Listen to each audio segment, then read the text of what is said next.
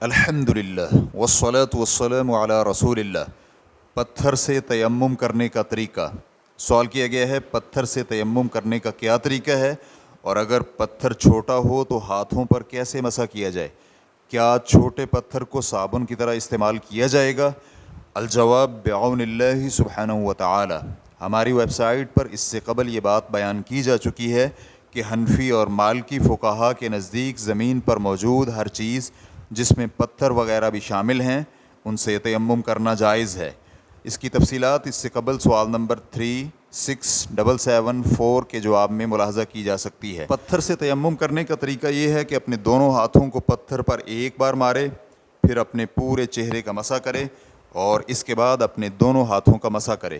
شیخ ابن عثیمین رحمہ اللہ کہتے ہیں تیمم کا طریقہ یہ ہے کہ پاک زمین پر اپنے دونوں ہاتھوں سے ایک بار مارے، پھر ان دونوں ہاتھوں سے اپنے چہرے کو مسح کرے اور پھر اپنے دونوں ہاتھوں کو آپس میں مسح کرے۔ ریفرنس کے لیے دیکھیے مجموع الفتاوی جلد نمبر 11 صفحہ نمبر 155۔ شیخ ابن باز رحمہ اللہ کہتے ہیں اللہ کا نام لیتے ہوئے بسم اللہ کہے جیسے پانی سے وضو کرتے ہوئے کہتے ہیں، پھر جب اپنے ہاتھوں کو مٹی پر مار کر اپنے چہرے اور ہاتھوں کو مسح کر لے تو پڑھے اشہد ان لا الہ الا اللہ وحدہ لا شریک لہ واشہد ان محمدا عبدہ ورسولہ اللہم اجعلنی من التوابین واجعلنی من المتطہرین، کیونکہ تیمم پانی سے وضو کا قائم مقام ہوتا ہے۔ ریفرنس کے لیے دیکھیے مجموع فتاوی ابن باز جلد نمبر 29 صفحہ نمبر 100۔ اگر پتھر چھوٹا ہو تو اسے ہاتھوں میں گھما کر صابن کی طرح استعمال کیا جا سکتا ہے۔ یہ گھمانا ہاتھوں کو پتھر پر مارنے کے بدلے میں ہوگا۔